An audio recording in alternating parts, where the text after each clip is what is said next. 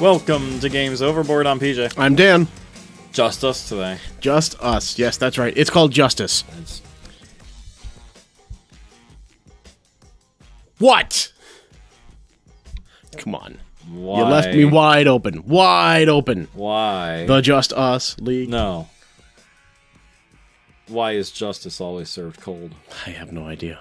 If it was served warm, it'd be just water. God damn it, PJ. That took him down. Today, we played twice. Twice because we had to go back in time. Mainly because the first time we ran out of time. Because we sucked horribly at it. And that's why we ran out of time. Yeah. We played Back to the Future. Oh, it's an awesome game, guys. Dice Through Time. Dice Through Time. It's fun. Mm-hmm. So this was... So it's designed by Chris Leader, Ken Franklin, and Kevin Rogers, produced by Ravensburger Games. So this is a recent game. This was just released in 2020.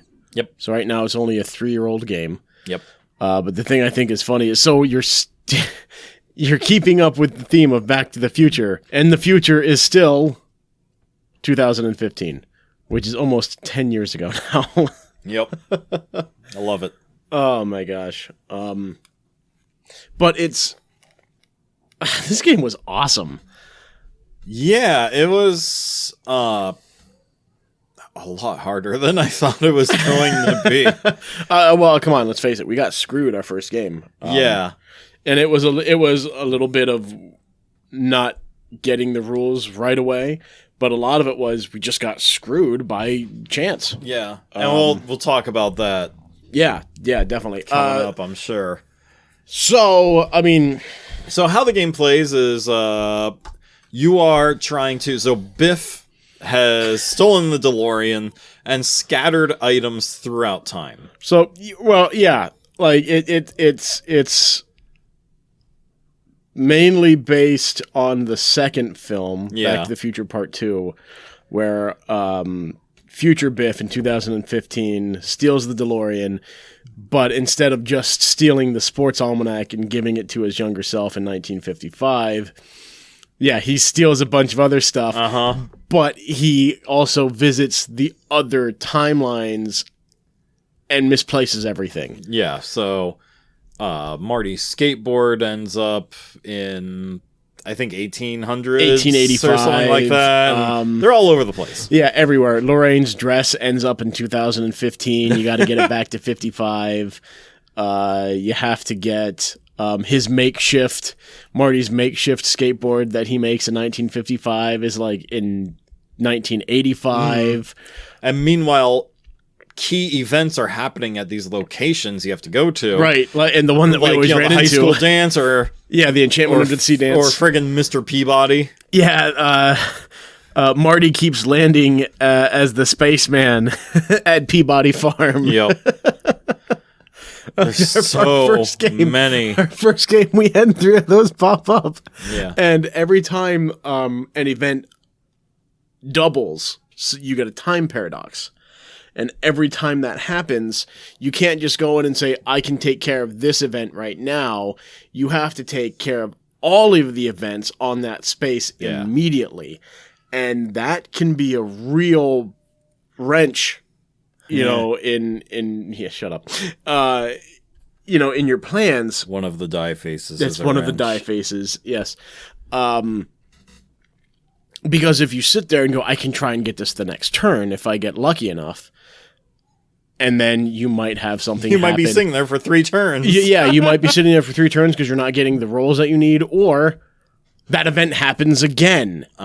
Which adds another thing to it. You'd have to take over. And one of those things that might add is Biff is there.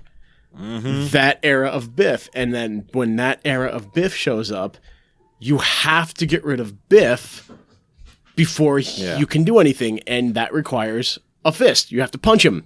I love it. Like the mechanics of this game are just so cool, but we'll get into that here in a little bit. The artwork on this It's great. It's an interesting style. Like, it's great. It's all silhouettes. Like, you don't see the faces of them or anything. Like, you just see and I wonder if that's like, because they didn't have to pay for likenesses, so like you just see their clothes and like the outlines of their bodies. I mean, probably, but again, but when you design all of your artwork that way, it looks good. It looks really cool. Like, and of course, like the box. So I have to say how cool this box is. The box is cool. The box is. It says "Back to the Future," Dice Through Time. It's got the Back to the Future font that we all know and love, and it's got the DeLorean in all 3 configurations from the movies. Yeah. You've got the classic 85 DeLorean. At the very top, you have it with the hover wheels. And in the middle of it, of course, you've got the 1885 with everything hooked up so it can be pushed along the train. Yeah. It's so cool. Of course, being a movie property and me loving this property, growing up with it, as a kid and getting to experience at least number 3 in the theaters. That came out in 1990. The other I didn't two, see any of them. You didn't see any of them in the theaters? No. Well, I grew up with these, so by the time the third one already came out, I was ready to go see it in the theaters. Yeah. Just like, it's cool. I was telling PJ, why do I have Huey Lewis and the News stuck in my head? The only thing I could think when we were playing was Back in Time. Yep. If you guys get a chance to find this, at least take a look at it. What's really cool, so you're bored. If you pull that out here for a second, the board actually comes with a letter written to you from Doc Brown, and it even refers to all the players as Dear Marty and Dr. Brown, and it just tells you exactly what's going to happen. He goes down, through everything that Biff stole the DeLorean in 2015. He's making a mess of everything. And then it just gives you the whole rundown.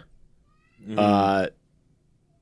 Take the time machine, help restore temporal balance, ensuring certain events occur, restoring items to their proper place. Watch out for the tannins. And most importantly, and this one gets a little tough, do not interact with your other selves. So you're playing, this is a 2 to 4 player game, and you're all playing as Doc and Marty. Yeah. For anyone interested, Noble Knight Games has this for $10 in near mint condition. Wow. Yeah. If you want it mint new, it's $35. Or you get very good for $9. I mean, even for $35, this is, to me, would be a $35 game. Yeah, I only paid like $10. I found it at a liquidation store. So I was able to grab it pretty darn cheap. You got pretty darn Amazon has it for $42.50. That's not a bad price. So let's go over our components, I guess. Let's do it. So the components are nothing to write home about, really. It's a lot of your pieces are your standard cardboard pieces. Mm-hmm. It actually took me a second to like, wait, that's cardboard? I gotta feel that. Okay, yeah, that's cardboard. For your tokens. Your cards are mini cards.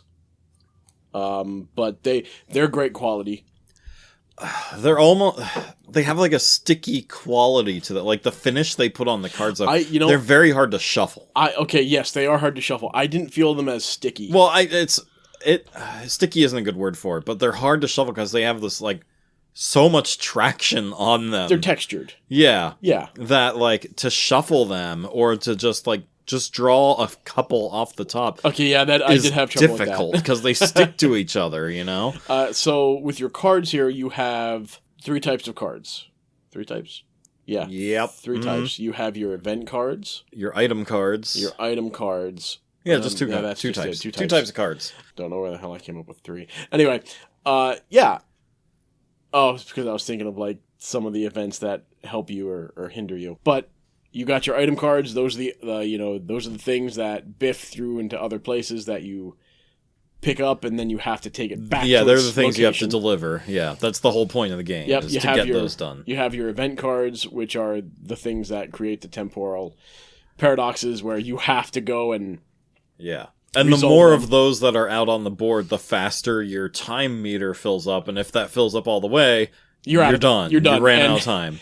And for anybody who remembers the series, loves the series, you know the license plate says "out of time." Yep. And that is your time marker. It is a miniature license plate that says "out of time," and it keeps going up that time marker from 0 to 12. It's so great. And when you hit 12, game over, son. Yep. As we found out the hard way. Yeah. Yeah. But you also have your cardboard tokens.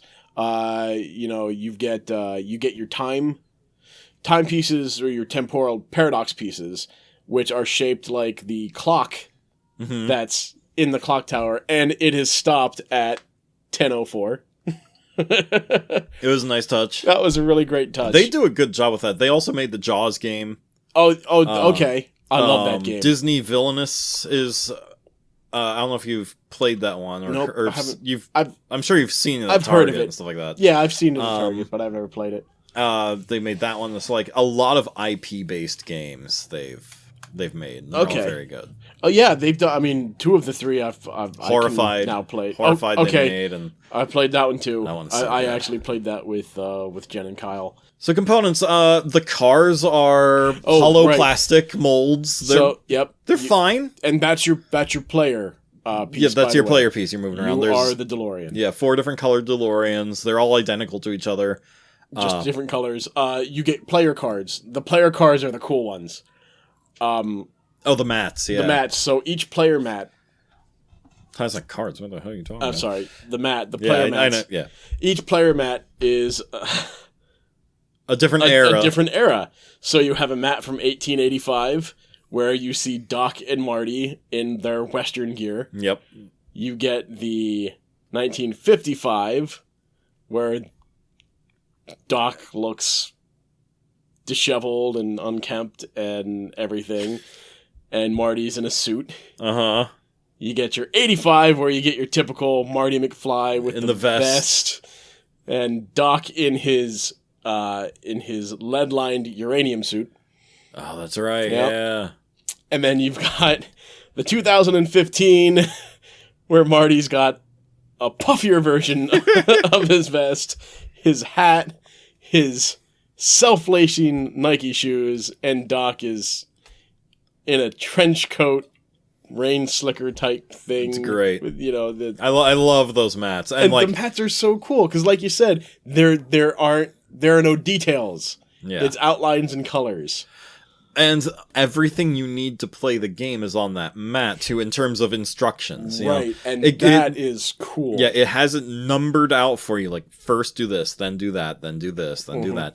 And then underneath that, there are symbols and explanations for every symbol on the dice, which is also great. And then it gives you that one key thing... Mr. Fusion, which we didn't even think about until halfway through our first gameplay. Mm-hmm. Where you can take 2 dice of the same face and combine them to make any other one of what thing. You need. Very Wingspan-esque there. Oh yeah, very. And then there are, of course, the stars of the show, the dice themselves, which are the dice nice, are cool. like oversized. Almost oversized. Like they're a little bigger than a regular 6-sided die. Yeah. They have this nice weighty, chunky feeling to them. I really like the dice in this game. Oh yeah, the dice are great. Yeah. So the board is done out really nice too. So I told you get a little letter from Doc Brown. Mm-hmm. That letter is actually on the back of the player board. Dan picks it up and he's like trying to wipe the paper off the board. And he's like, oh, that's stuck there. And that's so cool though, because they're really not wasting any real estate on this board. Mm-hmm. Yeah. Even with that, no wasted paper or anything that you could lose. It's part of the back. Yeah, and Horrified does that too. When you open it up, there's like, this, it has like the silent film frame around the edge of the board. I forgot about that. So that's the first thing you see when you take the lid of the box off. So I like that they do that with their stuff. Yeah, and the board layout is great. So you have all the eras from 1885 up to 2015. Mm-hmm. But the thing that I thought was so cool was all of your spaces are the same. Yeah, just different. They're just the different iterations throughout time. Like the clock tower is still being built in 1885. Yep. 1955, the clock tower gets struck at 10:04. Yep. And then 1985, there's just the clock tower. Just the clock tower. And then in 2015, it's the clock tower mall. Yeah. And, and again, I know I probably sound like a total geek. I sound like you when you talk to Jamie Stegmaier. I'm geeking out because, again, I grew up with these movies. I love these movies. Mm-hmm. So last week when we recorded Grim Forest, Dan happened to see it out, and he goes, "We're doing that one next week. We're doing that one next week, right? We're doing that." So, yeah, I'm like, okay. Well, yeah, you're darn right. I guess we're doing that one. Darn right we're doing that one. Yeah, I was like, yep, that's it. That's what we're doing. I don't care what you say. This is it. I didn't have any objections to that. Now, this was your first time playing it too, right? Yep, I bought it almost exactly a year ago, probably. It was about this time last year. Really? Uh-huh. Well, I thought this was a more recent pickup. No. Yeah, it was just about this time last year. And we took Owen, if you listen to the Scythe review, he was in that. We took Owen to the liquidation place, and he bought himself a couple things there, furniture and stuff, and I found this. Nice. So, yeah, it was a good time. I love that place. But what works in this game? Okay, so what works is, unlike other games that we've played, this is, again, a cooperative game. So the whole co-op aspect works perfectly. Yeah. Perfectly, because you're supposed to be the pair of Doc and Marty, every player. And it was a little tough just for two of us. Imagine 4 people. Holy crap. Yeah. 8 event cards every time you Yeah. play. My God. For us, we only had 3 per turn. Right. And even... All right, listeners, we have 5 children upstairs and a dog, as you can hear. So usually record this at night. Just letting you know, there's probably some noise going on in the background. We apologize. Yeah. All right, continue. So yeah, the cooperative aspect of this game works fantastic, especially with how your movement base is set up.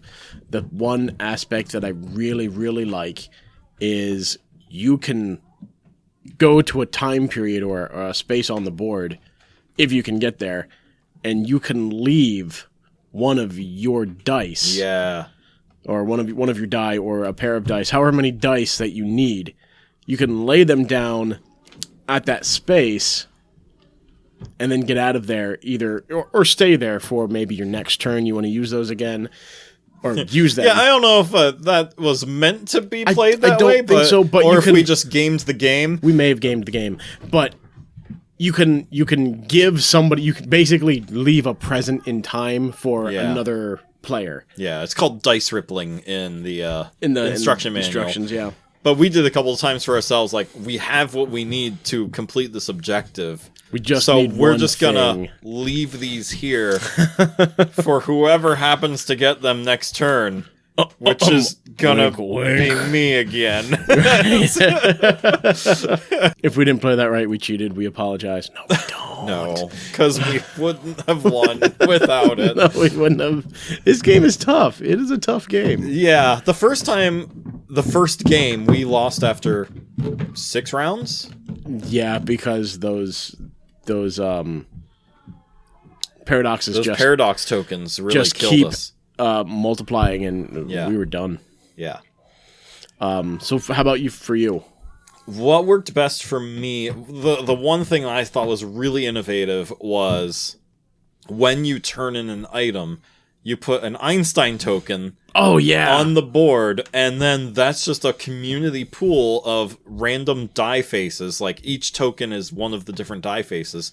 And anyone can, if you need to use it, you just take it and discard it. Yep. And use it. And so instead of having, 2 actions or whatever per turn, like, now this is another one you can do. So I thought that was just such a great idea. Oh, yeah. And we had to talk about that too, coming up with a plan for each for each turn, or not turn, each round. Like, okay, yeah, because like I want to use this community token, so I can do that, and Dan would be like, "Well, I need it because I'm literally right here. There. I'm right there. I just need that one thing, and I can complete that goal." Yeah, and it's like, okay, you take it. I will do this instead. Right. And so there's a lot of table talk. And strategizing. Yes. When it comes to that. Strategery. No, you're just making that up. Which also segues into what doesn't work. Mm-hmm.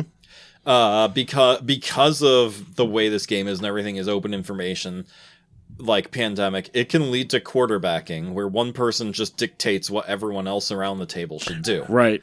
So if you play with someone like that, you may not want to play this game, or... Right. Because they will try to take over and just say, you go here, do this. I will go here and do that. That person will go over there and do such and such. So that it's hard for a game a co-op game not to have that. Like Gloomhaven does a good job because there's a lot of hidden information in it, Right. Right. And Spirit Island does it well because everything is very asymmetrical. We're going to have to play that game again. I love that game. My ass so bad. Like, I'm sorry, just to get off topic real quick, that is probably the most stress-inducing game I've ever played. So, it is. And like, your head hurts after playing Spirit Island. Let's wait until I get into my house. We'll play that.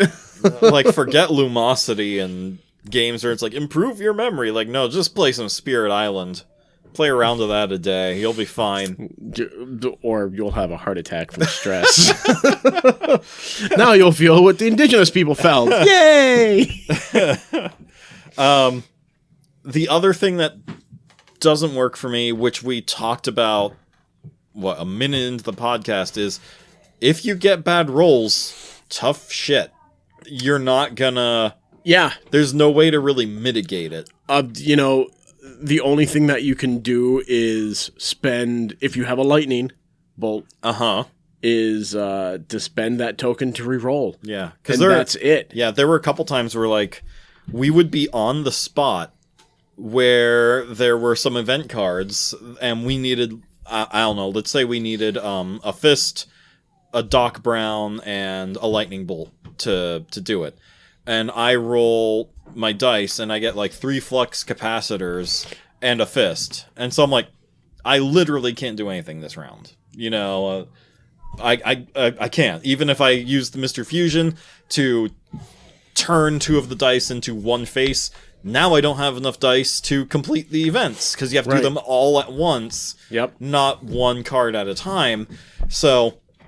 you can't even whittle it down. You have to do it all at once. Yeah, and that gets stressful. So we literally would sit on one space for 3-4 turns in a row sometimes. Unable to do anything. Especially our first game. Our first game, the first 3 rounds, it was, I can move here, and then I can't do anything. Like, if we would have had 2 games of that quality... I probably would have had this game out for a yard sale, like, like, I'm glad that our second game was so much better. And a lot of that, like you said, is better knowledge of the rules. Right, better knowledge of the rules, but we also got really lucky because the first 2 cards that we pulled out were cards that were in favor of what we were doing. They weren't event cards, they were cards that said, hey, by the way, this round, this happens. Yeah. And one of them, like, appeared right under you, or very close to you, and you solved it, like, immediately. Yeah, immediately. So that also was in our benefit. So, again, there's so much luck in this game. There is. Which can turn a lot of people off. It almost turned me off. that first game soured my experience for sure, but I'm like, first game, you know, like, let's do it again. We'll do it a second time. And the second game was so much better. But if it would have been the same as the first one, I probably wouldn't. I'd be like, Dan, you can take this one home. I know you're trying to get me to take Aliens. Because I'm sorry, that is the one game I think we can both agree on has playthrough just soured us so much that if you guys have played it and you liked it and you know how to play it, let us know. Yeah, I've talked to a couple of people on Facebook and they're like, yeah, I liked it. And I'm like, can you tell me why? How did I play this wrong? How do I? Yeah. The Secret Cabal Gaming podcast that I listen to, they speak highly of it. And apparently there's like another expansion on the way. I'm like, oh dear lord. Like there's enough. I thought they were going out of print with this game, but there's a new one coming. Okay. Well, all right. Maybe that just means we've got to some rules fixes. Yeah, find somebody who could teach us what the crap's going on. Quality minis. Well, that is one of the few games we have that we do want to revisit within the year. Well, Ravensburger made The Fate of the Nostromo, which is supposed to be a superior Aliens game. I have seen that. Well, Alien game. I would like to play that. Here's the best part about that. You don't have to put together any stupid minis. They're already, they're already put together. Yeah. And I'm pretty sure we said this in our Aliens review, but there are war gamers who, they assemble minis, quote unquote, for fun. I don't believe that's a thing. But oh, no, there is, because my nephew loved putting together his Warhammer stuff. I don't believe him. Oh, my God. Like that kid.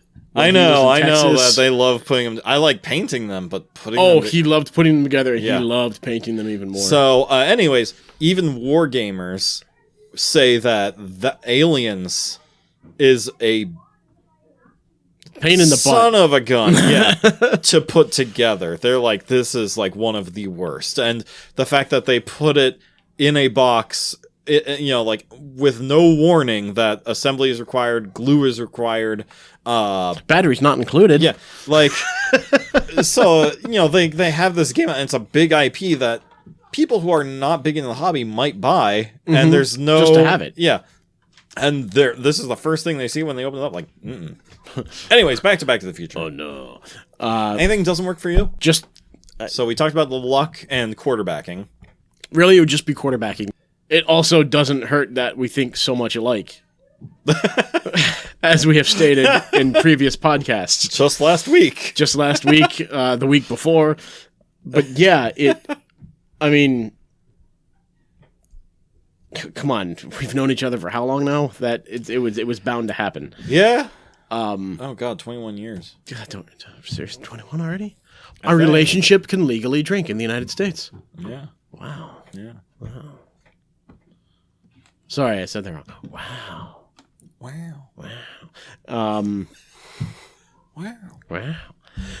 So that's really the only thing. Where'd the book go? Is it under here? Yeah, it's under here. I was gonna say, where'd you put it? Move my book. You moved your book. No, you moved it. Oh, shut up. I thought you did. Because you took the board. Favorite moments.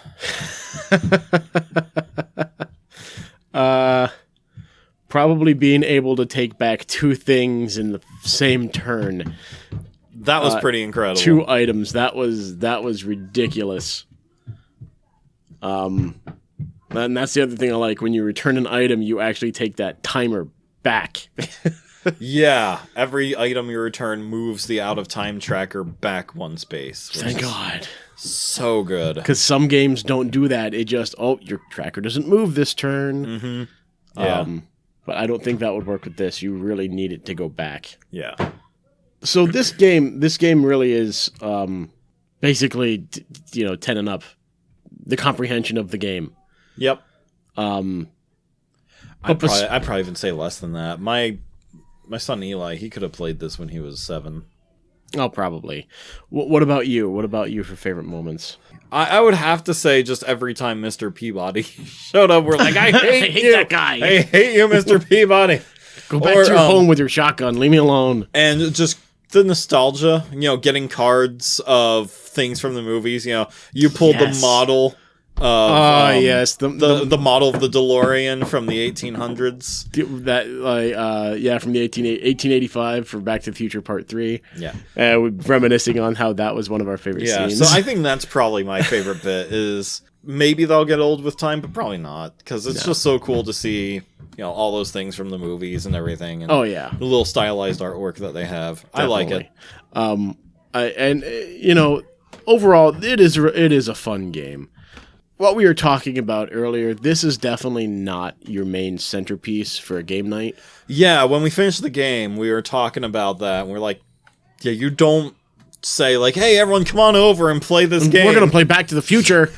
Like this isn't one of those games. This is definitely I'm going to have a few people over, we're going to play board games, and this is the game that we're going to use to start everything off. Yeah. Or in between some games, like some people, like after a big game, people might break to like have some pizza. I'm going to go get something to eat, or I'm going to sit down for a drink. Yeah, and the people who are like, I still kind of want to play something, like you can break this one out. Yeah, and this game is, how long did that take us? The second time after we knew what was going 45 on. 45 minutes maybe. Okay, so it's not a like ridiculously long game. Yeah. It's I call it a medium length game. Yeah, does it? I wonder if it has an estimated time on the side here. No, it doesn't. Just player count. Yeah, I don't know. I got nothing there. Yeah, it's all right. But yeah, it's not. I think you could probably do it shorter though, like as you get more comfortable with it and everything. But definitely. It was fun. So like a half hour to 45-minute game. Yeah, maybe even less than that. Yeah, it's a good game. If you can find it cheap, or if you want to buy it, used, again, they have near mint copies of it for $10. This game is definitely... If you like Back to the Future, this is definitely something you want to take a look at. Like I said, this is a $35 game. If you can find it for $10, even better. You found yourself like... Yeah. a cheap, good game. I would not pay Amazon's $42 for it. I don't think it's... I wouldn't pay that price for this. No. Especially when you can get it. You can get it cheaper. Yeah. Obviously, you can find it a lot cheaper. I found it for $6 on eBay. I saw it when I was looking up the prices before we started recording. Like it's... So, yeah. I mean, not a bad deal. No. Not at all. If you're a Back to the Future fan, you definitely want this. Oh, yeah. Definitely. Any other final thoughts? We're definitely going to be playing this as a warm-up sometime. I think so, yeah. I would like to see us at 4 players. Oh my god, it's going to be crazy. It's going to be crazy. Uh-huh. Absolutely. Hell, the Forest game was crazy with 4 players. The Grim Forest. Grim Forest, yeah. That was fun. That's another one we got to play. Really fun. That was fun. Yeah. Uh-oh, something fell. Yep. All right, everyone. Well, that's going to do it for us this week. As things are falling up above us. We're no Chicken Littles here, but I believe the sky is falling. All right. So with that, just want to say thank you to David Gledhill for letting us use his song Boy from the City. As always. Check out the description for what he's up to now with his Spotify list. Is that a new one, Spotify? Yeah, Spotify. Oh, yeah. Look, there's one right there. That's right. Hey, I just Spotify. Just gonna shake my head at this. Feel free to email us at gamesoboard@gmail.com. We are going to have a giveaway coming up pretty soon. Ooh. As soon as the Games Overboard family, Wellhouse, Danger and Dice, and Games Overboard, when all 3 of those podcasts hit a total of 10,000 downloads, which is coming up pretty soon, we're going to be giving away a Wellhouse themed giveaway thing. Basket. box. Yeah, it's just going to be like a box. But there's going to be a board game in there, Arkham Horror, LCG. Nice. And we're also going to be giving away some Well House Exorcism merch mixed in there as well. Some buttons and pins and magnets and t-shirts and things like that. Oh my. Yeah. Probably Games Overboard shirt maybe in there too. Ooh. Yeah. So we have lots of really cool stuff coming up in regards to that. Nice. Yep. So with that, feel free to email us, everyone. We want to hear from you. Don't make fun of me. No, definitely make fun of me. That needs to happen. I'm very sad that no one is. Thank you, everybody. You must like me or you just don't care. I will take apathy as well. We are in talks to have live shows and game nights at a new shop that has just opened in Bloomsburg. Did it just open already? Well, when this airs, it will have opened. And they are called Helix Tabletop Gaming Guild in Bloomsburg. So we definitely want to host some things in there. If you're in the area, come on by, guys. Absolutely. That, everyone, thank you very much for listening. Let us know what your thoughts are, and we'll see you next time. Adios.